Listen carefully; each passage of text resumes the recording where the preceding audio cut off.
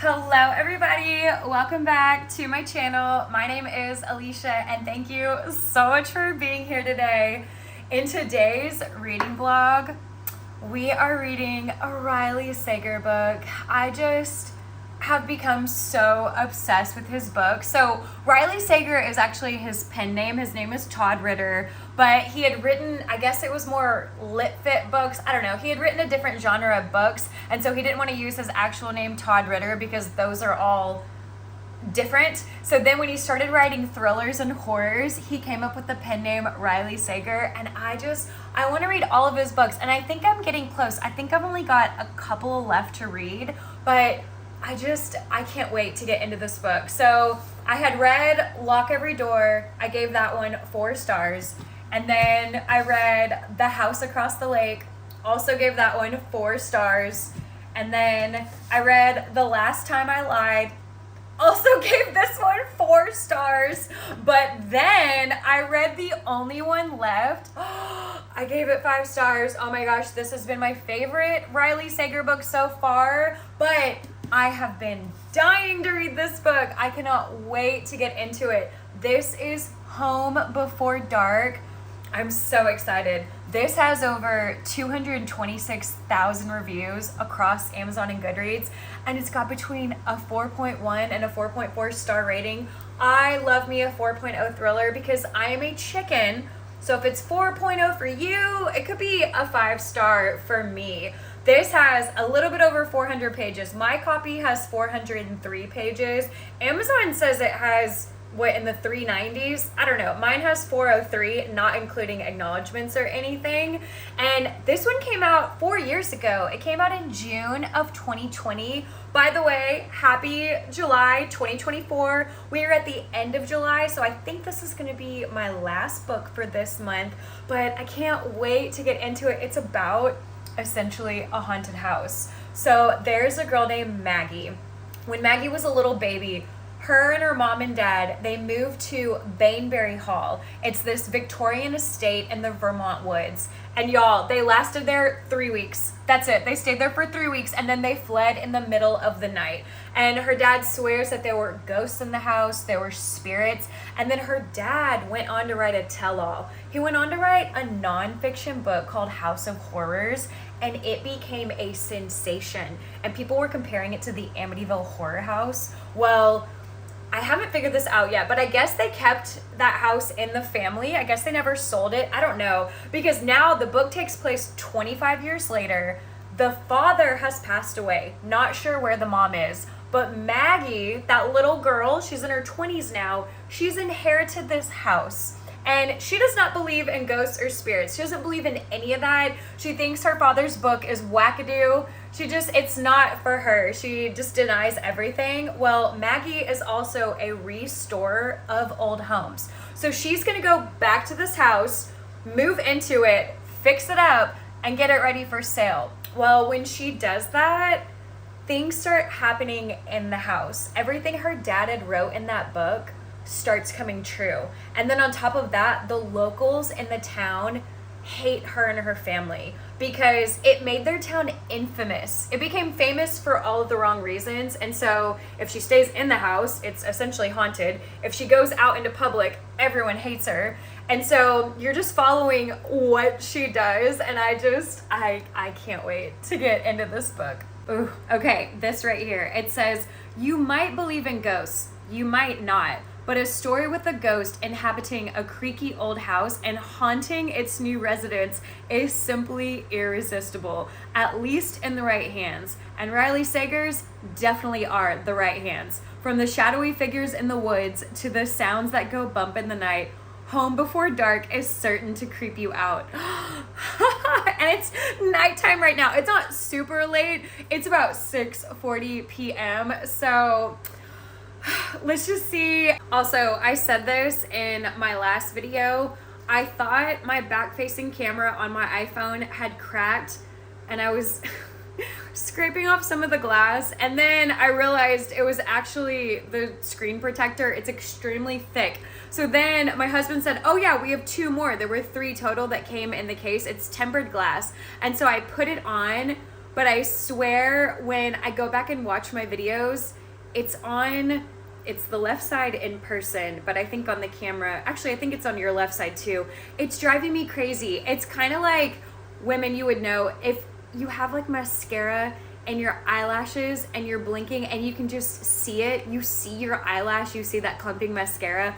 That's what it feels like when I go back to look at the footage of my videos, and I'm so sorry, but it's my new screen protector, and I've got 3 cameras on this back facing camera, and each of the cameras, the 3 of them, have a black circle around it, and it's not positioned correctly and it's stuck there. So I don't know how to fix that, but it drives me bananas. But please just know when you're watching my videos that this isn't some sort of fish angle lens. I'm using the back camera of my iPhone, but that I apologize for that. I haven't read too much, but I'm about to have to hop on a Zoom call because I'm going to be a camp counselor teaching English to some Japanese 5th and 6th graders next week. I'm so excited. So I don't know. I know it'll be less than 30 minutes long because Zoom is free for the first half hour. After that, it charges you. So I know our call will be pretty quick, but it's already later in the evening. I have to get on that call at 8 p.m. and things have been going on, so I have not really read much. I read the prologue, and Maggie, basically the daughter who's about to inherit this house, she's definitely, like it said in the synopsis, a restorer of old homes. She's essentially a designer and a historian. So that was interesting to read about. And then when you get into the book, when it starts, it says July 1st, which I'm reading this book in July. So I think that's fun. This is going to take place in the summer, maybe. But we'll see if I check back in any more this evening, just because I know we'll end the call around 8:30, and then I have more things that I need to do, so I don't have a lot of time to read tonight. Why did I start this book tonight? I don't understand myself, but that's all I have for you right now. I am done with that Zoom call. It was actually more than 30 minutes long, so they must have paid for the software or something because it was almost 1 hour. But I'm now back in my bedroom with my little kitty cats. They leave little paw prints all over the bed. It's so cute. So something interesting that we learned, rock, paper, scissors, I guess, originated in China, and then it made its way to Japan, and then it made its way everywhere else in the world. But they don't call it rock, paper, scissors here in Japan. They call it Jankenpon. And then when you're playing the game, it's Gu Choki Pa. So that was fun to learn. But it is now almost 9 p.m. So I might read a tiny bit and then just check back in with y'all tomorrow. I don't even know if y'all can see my boy cat right now. He's driving me crazy. Y'all, he's being so needy. I can't even leave my bedroom. He meows so loudly to the point that I think he's in distress. And then I come in here and he just stares at me and then he starts purring. I'm glad he's feeling better. A couple of vlogs ago, he wasn't doing very well. He was sick. We need to read this book. He's literally trying to eat my hair and he's purring so loudly. Howdy!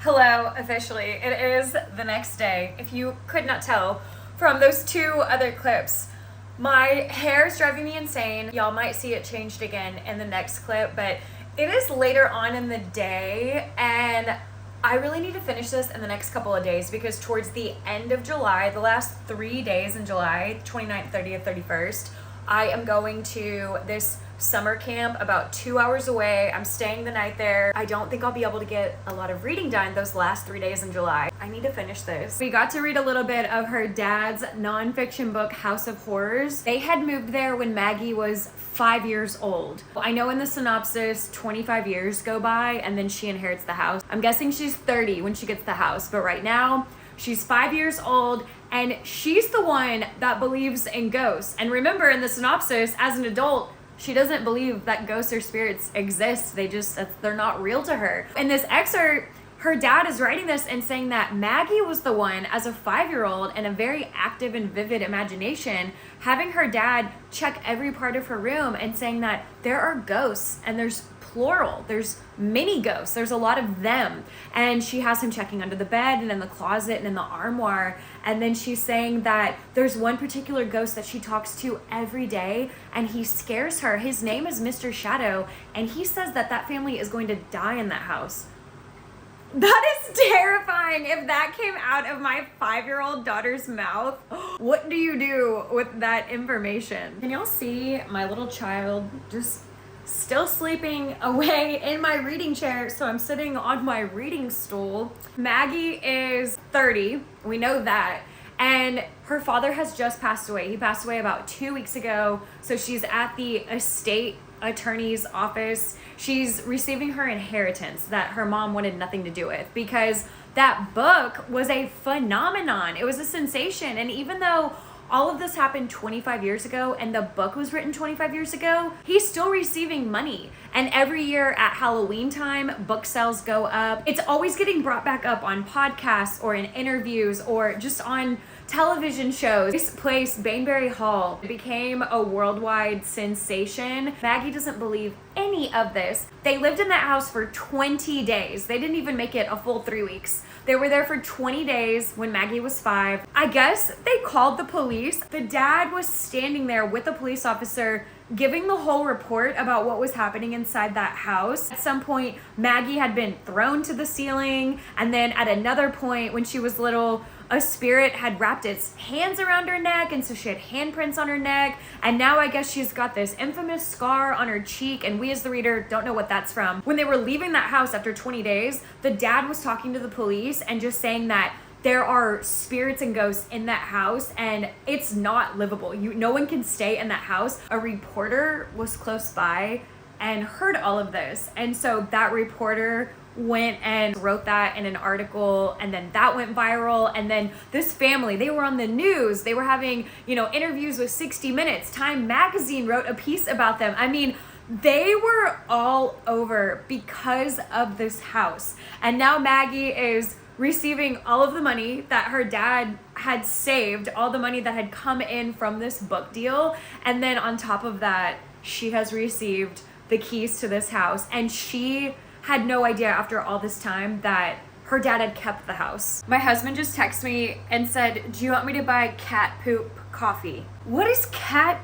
poop coffee? He just said, "Oh, you haven't heard? My coworker is coming back with so much." They're deployed right now, by the way. My husband is deployed, so he is on a different side of the world. Is this a thing? You feed cats coffee beans, and then the cats poop out those coffee beans, and then those beans get sold to the public, and it makes the coffee less acidic and it makes it taste really good.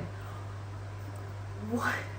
Have y'all ever heard of this? We have 2 cats, so it's not like a cat like what I have right there sleeping. They're so creepy looking. I'll show y'all some photos. I was just looking it up, but still, that's such a weird thing to think about. Who came up with the idea of feeding these weird little critters coffee beans? And then who came up with the idea to drink said coffee beans after they've been excreted?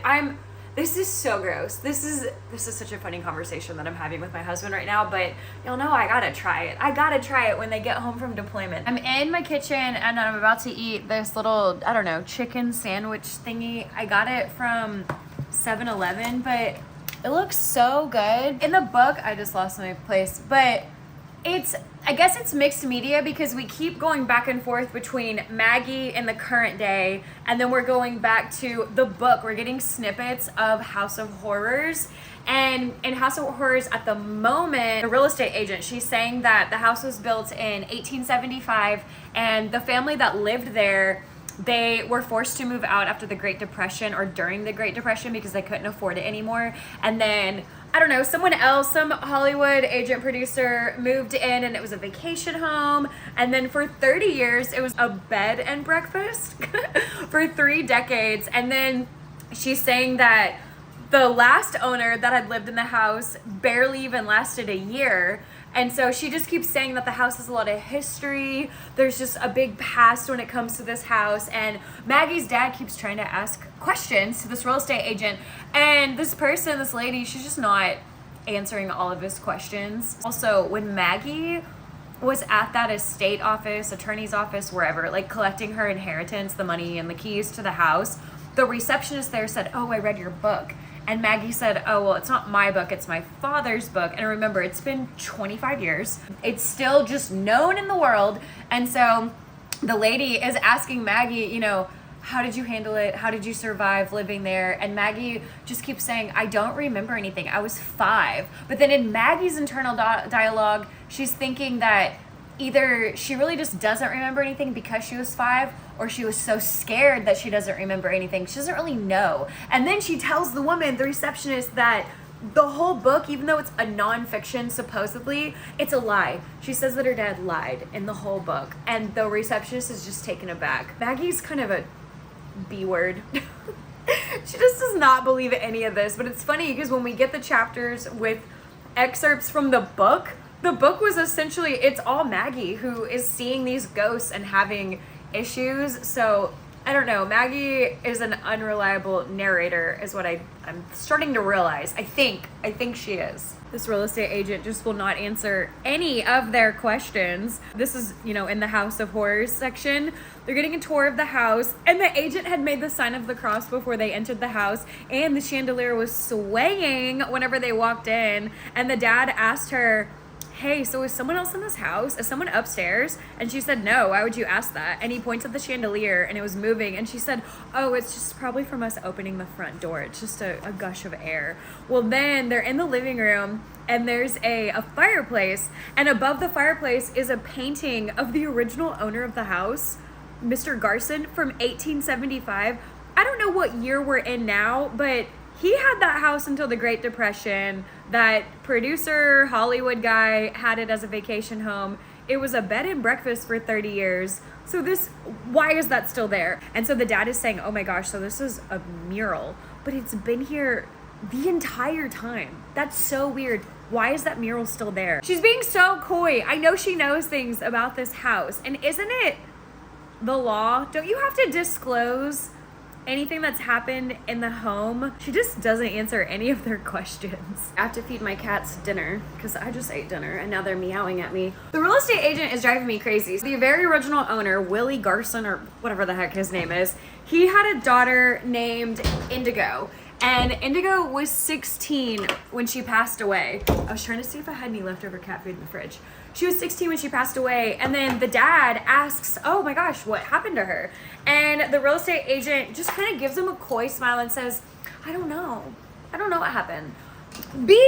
I also want to call her the B word. You know these things. Oh, my cat is meowing. Okay, let me feed them. Also, ignore the fact that the front door closet is open and there's a dehumidifier right here and there's a towel up against the front door. We live in Japan and there's mold everywhere because this place is incredibly humid, and there was mold growing on my husband's jacket. We're just having such a swell time. The real estate agent finally says something because the dad asks, "Are there problems with the house? Why is this house so cheap?" And it's massive. And also the house on the front of this book, looks nothing like that, at least the way that it's described. And so he's asking, are there problems with the house? And the agent says, "Problems? No. A reputation? That's another story." And then she says, "I'm going to be upfront with you, even though state law doesn't require me to say anything." I think in Texas you have to say something, but I think this is taking place in Vermont. So, every state has different laws. And she says, "I'm telling you because let's face it, we're in a small town and people talk. You'll hear about it one way or another if you buy the place, so it might as well come from me. The house is what we refer to as a stigmatized property." And then she goes into a story. I don't know what all I can tell y'all. I don't want to ruin things for you. Murders have taken place in this house, I'll say that. Maggie's mom is drinking a martini. I'm trying not to scare my little girl cat, but y'all, that sounds so good. I love martinis, and that's just not really a thing in Japan. I mean, they drink gin, and I love a gin martini, but green olive juice, because I like dirty martinis, that's just not a thing here. And Maggie's meeting her mom for lunch to tell her what all has happened. And oh, Martini sounds so nice. Does no one answer questions in this book? Maggie straight up says, Mom, why did we really leave Baneberry Hall? And Mom says, you know we don't talk about that. I would be so annoyed. Also, this is my 10% check-in. Can you all see my little cat? Her mom is lying. I can feel it. I don't understand. Her mom and dad are divorced, and they both essentially have said the same thing. Dad on his deathbed said, never go back there, it's not safe. And he didn't say what, but Maggie knew he was talking about the house. And it's funny because, you know, Dad knew she was inheriting the house. Maggie had no idea she was inheriting the house. And then just now at lunch with Mom just says, oh yeah, so you got the house. I'll buy it from under you. You don't even need to go and look at it. Just get it assessed and I'll pay you for it at full value. And Mom has remarried, and her husband, Maggie's stepdad, Carl, he is I guess a real estate developer. And so that's the excuse. Yeah, well, Carl wants it. This is what he does. He wants it in his portfolio. And she's just saying, I don't want you to be inundated with a house that you don't want. We'll just buy it from you. But why? Why don't Mom and Dad want Maggie to go back to this house? What is the deal? But we already know from the synopsis that she's about to move into it. I've just been sitting here with my mouth open. Maggie got to the house. She went alone, of course. I mean, because that's how all books are. Let's go alone to a haunted house. Let's do it. She's a restorer of old homes. She has a business partner named Allie. They are currently working on fixing up a duplex. And so Allie stays back in Boston, where they live, to fix up that duplex. Maggie has come to Vermont to this house, and then she runs into the caretaker. And the caretaker at the beginning of the story, when the house was first purchased by Maggie's mom and dad, it was this man named Walt Hibbs or something, Hibbins. He goes by Hibbs. And Walt is no longer here, and then the son is no longer here, but the grandson is there. And the grandson is in his 40s. And he sees Maggie trying to get in through the gate. He doesn't know that it's Maggie. And he just says, if you're trying to break in, you've picked the wrong time. I'm the wrong man to mess with. It's a whole thing. And then, I don't know, I think she was attracted to him. That was kind of cute. I would love for there to be a romance story in this little haunted house book. But then, remember, in House of Horrors, it was saying that the mom and dad and Maggie moved out because there were bad spirits and ghosts. And Maggie is in this house and she's walking around. Then she goes into the Indigo room. Indigo was the name of William Garson's daughter, the one that passed away at the age of 16. She's in the Indigo room and the light isn't working. She's trying to turn it on. It's not working because this house, there's a caretaker. I mean, there's electricity, there's water, there's gas, everything. So she can't turn the light on. And then, y'all, I don't even know if I can say this. I don't want to spoil anything. I want to tell y'all what I read. And by the way, I'm on page 70, so I'm still at the beginning of the book. But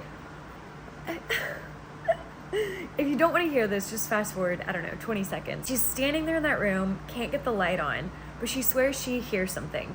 Then she swears she sees something. And then something starts coming towards her. And it's a ghost. It is a woman wearing a nightgown saying, "Oh my gosh, Petra, my baby, you've come back." And the ghost starts hugging Maggie. My mouth was just open, staring at that. And I have not turned the page. I'm in shock right now. Maybe Maggie's delusional, maybe this is a dream sequence, but I've never read a book with ghosts actually being truly in the book. Like, they are people and they do things. Actually, you know what? I read September House by Marissa Orlando. That actually had ghosts that did things. One would bite you and leave marks. "Petra, my baby, you've come back to me." And soon she's upon me, her palms pressing hard against my cheeks, my nose, my mouth. At first, I think she's trying to smother me, but then her hands drop to my shoulders and she pulls me into a desperate embrace. Are you kidding me? I'm about to become so obsessed with this book. Holy cow. We just had a reveal on page 75. Oh my gosh. I am past the 20% mark of this book and I'm so obsessed. And I'm still just here with my little baby girl and then my baby boy over there. I haven't moved from this chair. I'm past the 25% mark. I'm on page 104. It's still her first day, first night, whatever, in the house. It's nighttime now. She's been going through every room, through all the drawers, the closets, the armoires, everything. And in the book that her dad had wrote, he said that they escaped in the middle of the night and left everything there and refused to ever come back to this house. And Maggie's never really believed that, but she's going through everything, and yeah, everything is still there. All of Maggie's clothes and shoes when she was 5 years old.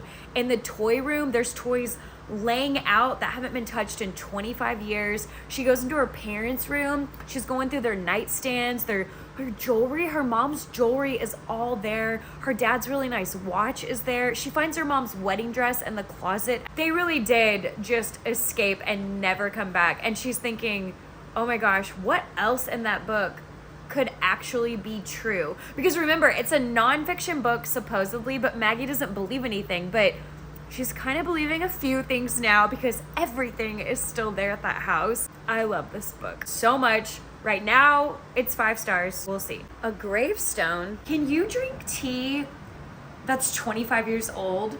These tea bags were found in the house, and Maggie and the chief of police are just sitting there having some tea. I mean, it's disgusting. They're disgusted by it. Can you drink tea that's a quarter of a century old? You absolutely can.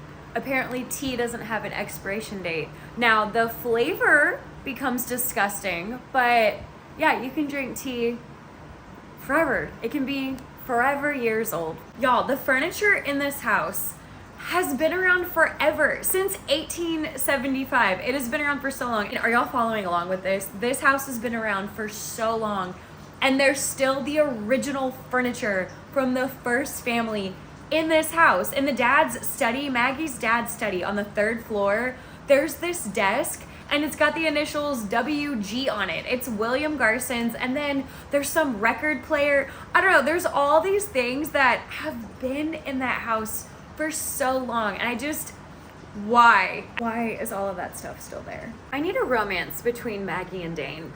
I need that to happen. I think there's probably maybe a 12 to 15 year age gap. That's nothing too crazy. She's 30, he's 40-ish, 40 to 45. I really like the scenes with them. It's just reminded me of something. Maggie's cleaning out her dad's desk, and she just says there's nothing in here but pens, paper clips, and a magnifying glass. Y'all, last night on that Zoom meeting, the main guy conducting the meeting, he was wearing eyeglasses, but then he was staring at his computer and he was reading some of the manual to us about this English camp, and he was using this magnifying glass to read the computer. It was so cute. It was so innocent. I took some screenshots. I'll put them on the screen for y'all. I have reached the 30% mark, and all I have to say is it's the feeling of realizing what you thought was a lie might be true. I just went on the hottest hot girl walk. Hello everybody, it is the next day. I made it to page 135 last night. Y'all, I'm so obsessed with this book. I like it so much. I pray that the ending is everything that I want it to be, because sometimes Riley Sager's endings take a more paranormal exorcist turn. It is later in the day. It's after 4 p.m., but I want to at least read maybe another 100 pages today, so let's just get into it. Some of these clips are driving me crazy because you can see on the sides, the little black, on the back facing camera, this is what it looks like. And I can see these little black circles. It's stuck to the back of my camera lens. And so if I try to move it, well, there's just no trying to move it. Sorry, side tangent. I'm sorry. It's driving me crazy. Does it bother y'all? I mean, I think I'm, for the most part, in focus, but it takes me away from the video when I'm seeing stuff on the sides. Anyways, whatever. Let's read our book. I need to know, do y'all care that there's black on the left and right side of the screen, more so on the left side. Does it matter? Is it going to make you stop watching my videos? After revisiting our possibly haunted pasts, both of us deserve an afternoon off. They had this talk at the cemetery. I tell myself there's no need to apologize. This is in Maggie's perspective or in her head, that it was my father, not me, who wronged her, that I'm just as much a victim as she is. It makes me so sad because people hate Maggie's father in this town because this book just tore apart their town. And in turn, because they hate her father, they hate her. And I don't understand that this isn't Maggie's fault. She didn't do anything wrong. She was 5 years old when this book was written. And now it's 25 years later. She's 30. She's inherited this house and she's moved back into it. And people in this town know that. But they're so awful to her. They're so mean to her, or they just stare at her. They give her bad looks. And right now she's at a coffee shop and there's somebody that works at this coffee shop. I don't want to say things, but this isn't Maggie's fault. Maggie is also a victim of this book. I'm pretty sure a while ago in that last clip, I had told y'all that Maggie is a victim of this book. And yes, that is true. But let me tell you, Maggie is also very unlikable. And that's when you know you're a good author, is when you write an unlikable narrator or main female character and you don't like her. I don't like her. She's the B word. And I think I've said that before, maybe at the beginning of the vlog, but I know I was last telling y'all that she's a victim and now I'm telling you that I don't like her. I don't like Maggie. Why is she mean sometimes? There's a reporter. I didn't like that scene. It didn't need to happen the way that it happened. Maggie, calm down. I had forgot about the snake that was in the fireplace. Day 6 in the House of Horrors book. He says we're going to die here. This is my 40% check-in and I have a suspicion. The kids that are in town, like the teenagers, the little hellions and rebels, the ones that keep trying to break into Baneberry Hall, like for the last 25 years, all of these teenagers, because you know, this book is just getting passed down from generation to generation, but all of these kids, they are called ghouls in the book. Like even the police department, they refer to them as ghouls. And Maggie thinks she sees yet another one in her backyard. And she's talking about it the next morning and she said, there was another ghoul in my backyard. And it's just, I hadn't told y'all that yet, that they use the term ghoul for this, for intruders, but like teenage delinquents. Stop the scene with the snakes. Stop it right now, Mr. Sager. No, if you know, you know. Page 172 or around that mark. It was a few pages. Snakes, they are bones, human bones.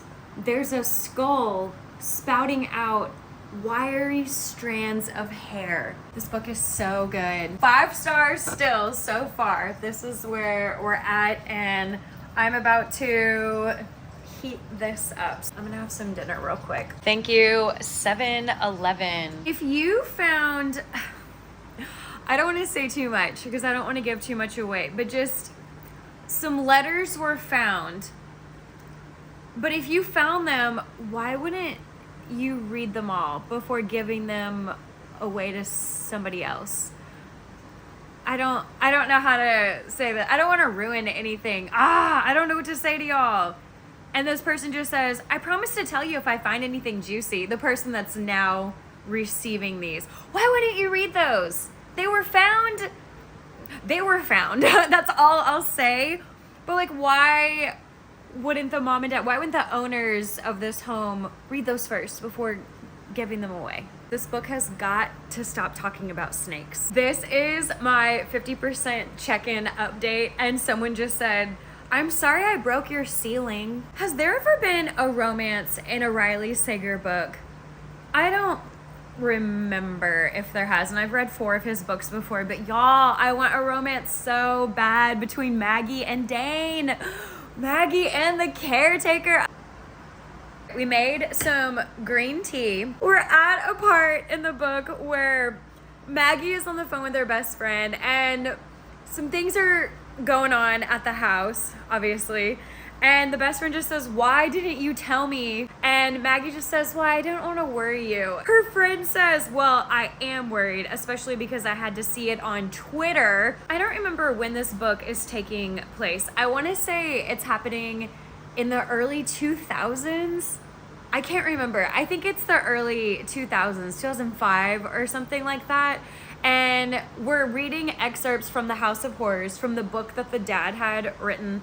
And it's talking about Maggie being 5 years old and seeing ghosts and having imaginary friends. That's what her parents think that this is.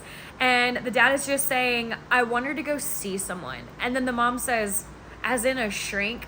She's just so disgusted by it. But I remember this. I graduated high school in 2005, and seeing a therapist was so frowned upon. And if you did it, it needed to be kept under wraps. And the mother's just saying, I don't want her to be punished for having imaginary friends, for being lonely. She thinks going to see a therapist or a shrink would be a punishment. And the dad even says, it's not a punishment. It's getting her the help that she needs. And then he says, imagine how terrified she must be if she really is seeing these imaginary beings. And then the mom just says, it's just a phase. It's because we moved. I worry that sending Maggie to a shrink will make her feel like an outcast. To me, that's a far bigger concern than something that she's going to grow out of as soon as she gets used to this place. That's so terrible. I am so glad that therapy is so, I don't want to say reputable. That's not the word that I'm looking for. It's not stigmatized anymore. Everyone is in therapy these days. Everybody has a therapist. So this is just so interesting, just how it used to be. All I have to say at the 60% check-in mark is that it's just interesting what we remember when we're little versus what we don't remember. And if we don't remember, it's either because we were too young or we were so terrified that we have blocked it out. Because there were neighbors at Bainbury Hall when Maggie was 5 years old. There was a little girl named Hannah. Hannah was 6. Now, maybe it's because there's a 1 year age difference. I'm not sure. But Maggie doesn't seem to remember anything. And Hannah remembers everything. Because now, 25 years later, anytime Maggie has talked to Hannah, Hannah will say, no, this is what happened. Da-da-da-da-da-da. And it's usually what happened in the House of Horrors book. And Maggie just keeps saying, how do you remember this? And Hannah just says, I remember everything. How do you not remember that sleepover? How do you not remember, I can't say a whole lot to y'all. Maggie just has no recollection of a lot of these events that took place in that book. She just does not remember those 20 days at Bainbury Hall. And Hannah remembers everything, and they were neighbors. Hannah didn't even live in that house. Hello, everybody. It is the next day. I got to page 268 last night. I don't know if you can see that, but we are so close to being done with this book. I am leaving tomorrow to go out of town. I think I said that at the beginning of this vlog, whatever you want to call it, that I'm gonna go teach English to some little Japanese kiddos, 3rd and 4th graders, and I'll be gone Monday, Tuesday, Wednesday. So by the time I come back, it will be August. So I want to finish this today because I don't want to bring this to camp with me. It's about 2 hours away. We have to take the train, then we have to take a shuttle to that school that we're staying at. So I'm just gonna bring my Kindle, and this is not free on Kindle, so I don't want to pay for it. I've already paid for it. So let's finish it today. This is still in 5-star territory. This is still a 5-star book, and I just hope that the ending does not take on a crazy, wild, I don't know. Some of Riley Sager's books, I know I've said this a few times in this vlog, so let's just get to it and see how we feel. Okay, we're taking a little break. I've read 3 or 4 pages, and then this one came meowing. He came in here. He wanted to say hi. Oh, now he wants to get up. Hi, baby. Have I introduced him to y'all in this vlog? I don't even know. This is day 3, you know? This is Audi, my boy cat, if I hadn't already said that. I now have hair all over my jacket. Hi, baby. He's standing on my book, which is telling because this is the part about a Ouija board. So, are you my Ouija? All right. Okay, baby. Hi, Angel. Hi. He's saying, is there a spirit present? And then he's saying, spirit, do you reside in Baneberry Hall? I cannot with a Ouija board. Those things scare me so much. Have y'all ever tried to use one or play a game on it, ask it questions? I don't, whatever the point of it is. I know it's got numbers on it and letters. It kind of explains it in here, but absolutely not. Nope, no Ouija boards. I don't want to. I'm even afraid of psychics or people that can read your future, or people with tarot cards, or they want to read your aura. I've had people approach my sister and I saying, y'all have such a great aura coming off of you. Let me read you your future, your cards. No, I don't know why I'm so afraid of that, but I'm just so afraid. I don't need to know the future. We're just gonna roll it out. Let's just see how it goes. The name of the ghosts in this book is so unsettling. Their library closed down. Mine closed down. I'm from Irving, Texas, and they turned our library into an archives museum. And then here it's talking about the library. The town voted not to have another one for reasons. It's so sad. Maggie is such an unlikable character, and she's one of those people, I don't want to say that she uses people, but if she needs something, she's going to go and get it from you, but God forbid you need something from her. No, she shoos you away. She's just, I don't want to give y'all too much context, but right now she's going to see someone. I'm not going to tell you their name. I'm just going to say this person. But in her mind, in her dialogue, she's saying, seeing that front page makes me loath to enter the office. But the sad truth is that I need to see this person more than he needs me. She's such an unlikable character. Just, I love my cat. He's such a handsome gentleman, but golly, the hair that he sheds when he rubs all over me. I am a crazy cat lady through and through. I love my cats. I want more than two. I want tons. But that doesn't mean I like cat hair just being all over me. I can't stand Maggie. She enters that place and she's gonna talk to that person because she keeps turning down that person, and now she's here because she needs that person more than he needs her. Well, the person working the front desk says, oh, because she knows who Maggie is, oh, so-and-so isn't available right now. And Maggie raises her hand in the air to interrupt the woman, and then Maggie says, he'll want to see me. I don't really have a 70% update to give y'all because I can't really say anything.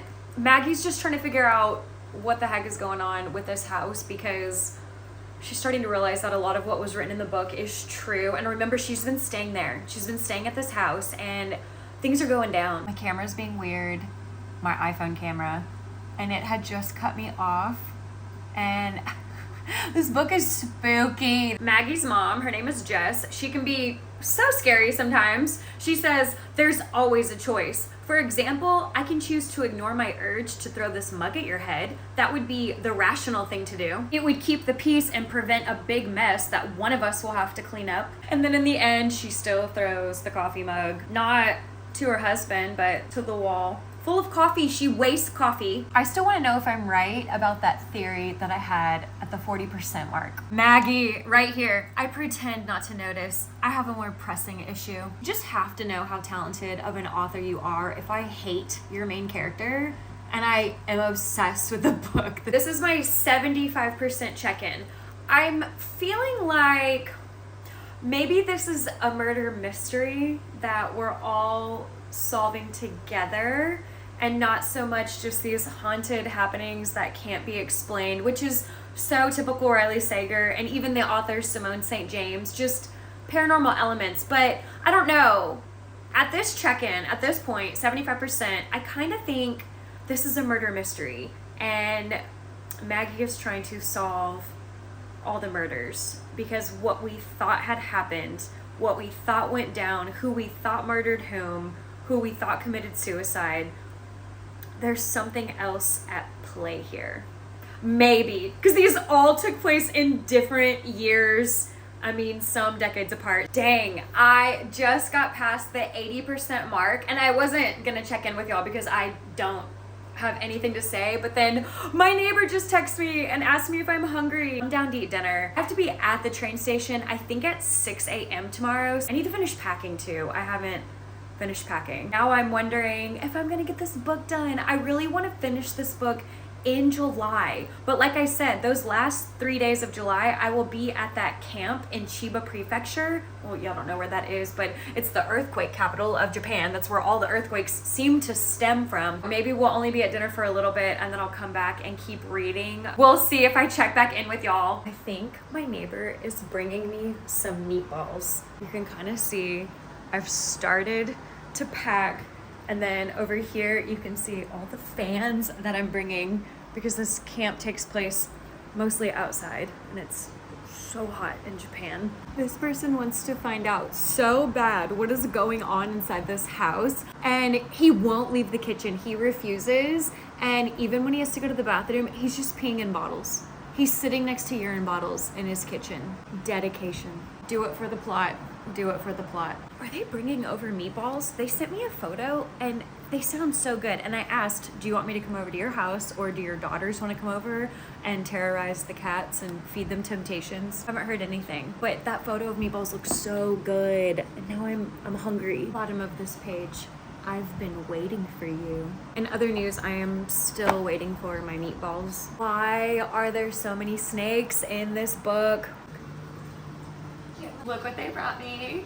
Lily and Gwen. These are so hot.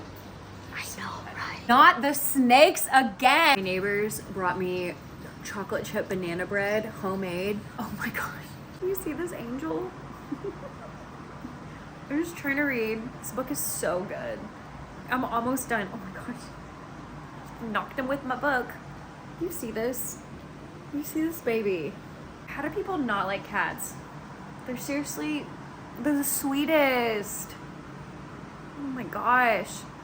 I'm on page 360. Baby boy is still laying on my lap and I'm on the epilogue. And when I purchased this book on Amazon, it came in pieces. I'm just sitting here reading the epilogue until page 397. It's a very long epilogue. Something is obviously going to happen because at 397, so that means this page is 396, but it's titled 1, chapter 1. I know this is not chapter 1. Unless this book is just super messed up, I hope everything's okay. We'll see. Again. This book was so good. Holy cow. And it wrapped up really well. I'm still giving it 5 stars. I ate this book up. I highly recommend it. I think everyone should read this. It's so spooky. You're so engaged. The whole book, I was never bored. I was never thinking, oh gosh, rolling my eyes, where are we going with this? I never once thought that. Even down to the very end. I do wish what had happened to somebody at the end, I wish that person had got their comeuppance. And if you've read the book, you probably know who I'm talking about. I'm being super vague right now. We figured out somebody had done something. They were not a good person, and then something happened to them, and I just wish they had gotten more of a comeuppance. They needed to, it sounds so bad, they needed to suffer, but they did. They needed to suffer. It just went too quickly. That is the only part that I don't like, but I am not knocking it a star for that. This book was still 5 stars. I need everyone to read this book. And that very long epilogue, it wasn't messed up where it said 1. That was after the acknowledgments, and that was the beginning chapter of The Only One Left, his other book that I read and gave 5 stars. So everything was fine. It ended correctly on here. I wasn't missing any pages. Y'all, read this book. Read this book. If you're into thrillers, this is a thrilling, well, I don't know. Is this a thriller or is this a murder mystery? God, it was so good. It was so good. I don't know. I'm still going to say that this was a thriller because there were times when my heart was pounding and I thought, where are we going? What is happening? What's going to happen to Maggie? What's going on with her mom and dad? And, you know, all of the excerpts from the book, House of Horrors. please read this book. I'm gonna sign off now. I have that camp for the next 3 days, so this is my last book in the month of July 2024. Thank y'all so much for coming along on this journey with me as I wrap up this month, and I will see all of you in August in my next video. Bye guys.